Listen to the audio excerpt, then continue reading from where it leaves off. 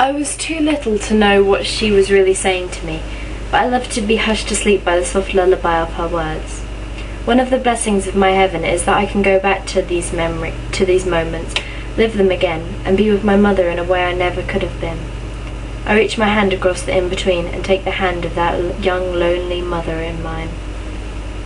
What she said to a 4-year-old about Helen of Troy, a feisty woman who screwed things up, about Margaret Sanger. She was judged by her looks, Susie, because she looked more like a mouse. No one expected her to last. Gloria Steinem. I feel horrible, but I wish she'd trim those nails. Our neighbours. An idiot in tight pants, oppressed by that prig of a husband, typically provincial and judgmental of everyone.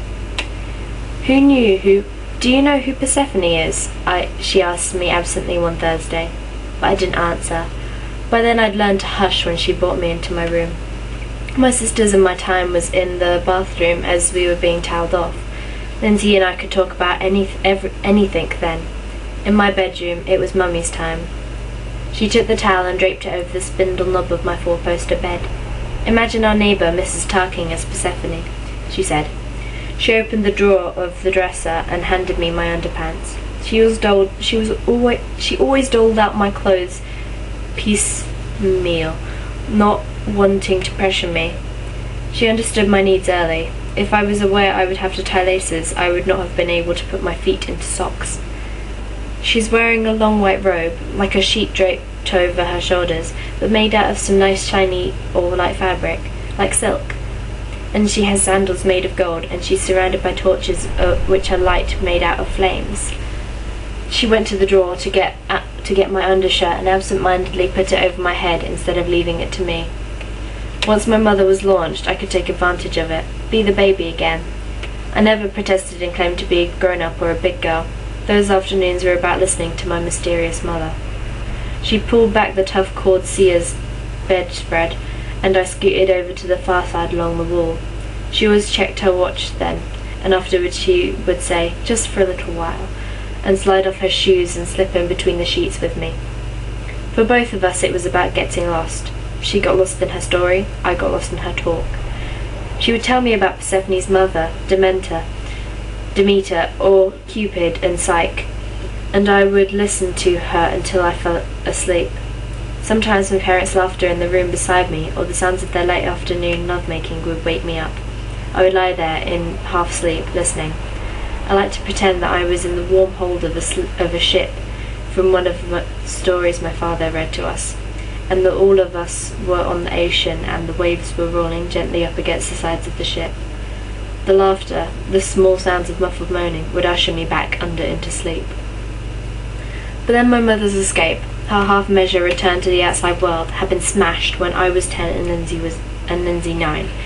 She had missed her period and had taken the fateful car trip to the doctor. Underneath her smile and exclamations to my sister and me were fissures that led somewhere deep inside her. But because I didn't want to, because I was a child, I chose not to follow them.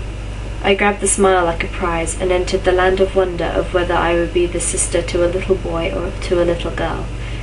If I had paid attention, I would have noticed signs.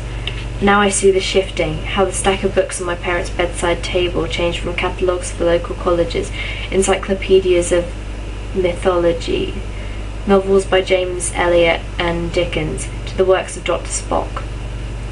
Then came gardening books and cookbooks until for her birthday 2 months before I died, I thought the perfect gift was Better Homes and Gardens Guide to Entertaining.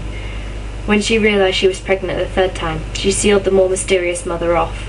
Bottled up for years behind that wall, that needy part of her had grown, not shrunk, and in Len, the greed to get out, to smash, destroy, rescind, overtook her. Her body led, and in its wake would be the pieces left to her. It was not easy for me to witness, but I did. Their first embrace was hurried, fumbled, passionate.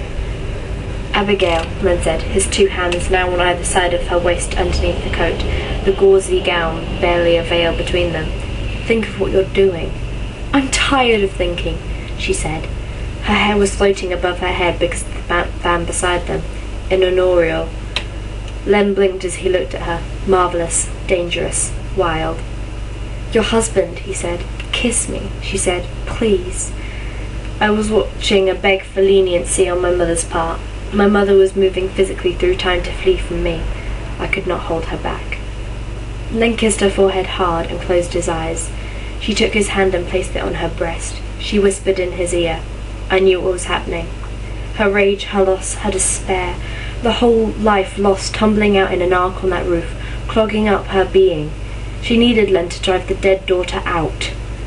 He pushed her back into the stucco surface of the wall as they kissed, and my mother held on to him as if on the other side of his kiss there could be a new life.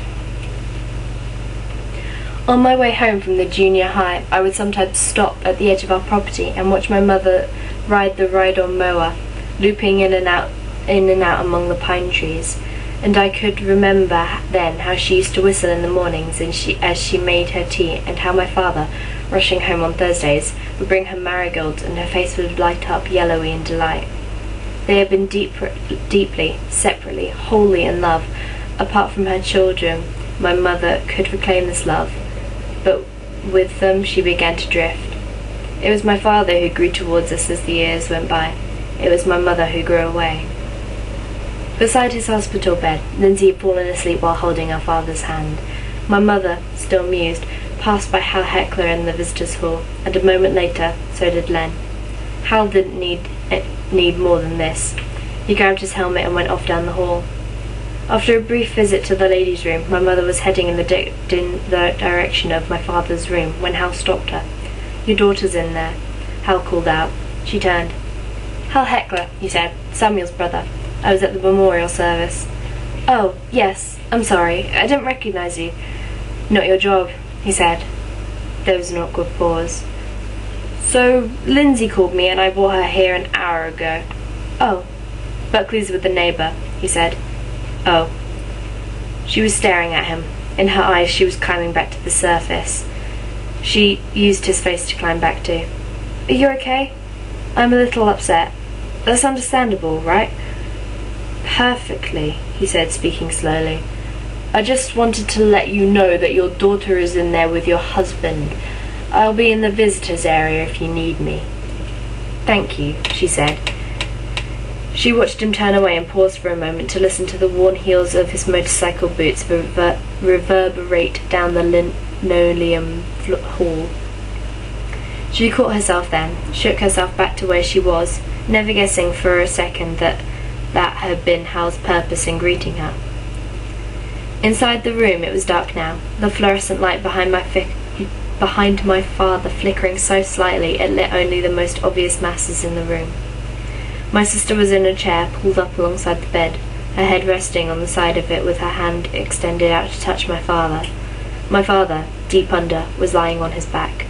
My mother could not know that I was there with them, that here were the four of us, so changed now, from the days when she tucked Lindsay and me into bed and went to make love to her husband, our father. Now she saw the pieces. She saw that my sister and father, together, had become a piece. She was glad of it. I played a hide-and-seek game of love with my mother as I grew up, courting her attention and approval in a way that I had never had to with my father. I didn't have to play hide-and-seek anymore. As she stood in the darkened room and watched my sister and father, I knew one of the things that heaven meant. I had a choice, and it was not to divide my family and my heart. Late at night, the air above hospitals and senior citizen homes were often thick and fast with souls. Holly and I watched sometimes on the nights when sleep was lost to us. We came to realize how these deaths seemed choreographed from somewhere far away, not our heaven. And so we began to suspect that there was a place more all-encompassing than where we were. Franny came to watch with us in the beginning. It's one of my secret pleasures, she admitted. After all these years, I still love to watch the souls that float and spin in masses, all of them clamouring at once inside the air. I don't see anything, I said that first time. Watch closely, she said, and hush. But I felt them before I saw them. Small warm sparks along my arms. Then there they were, fireflies lighting up and expanding in howls, swirls as they abandoned human flesh. Like snowflakes, Franny said. None of them the same, and yet each one, from where we stand, exactly like the one before.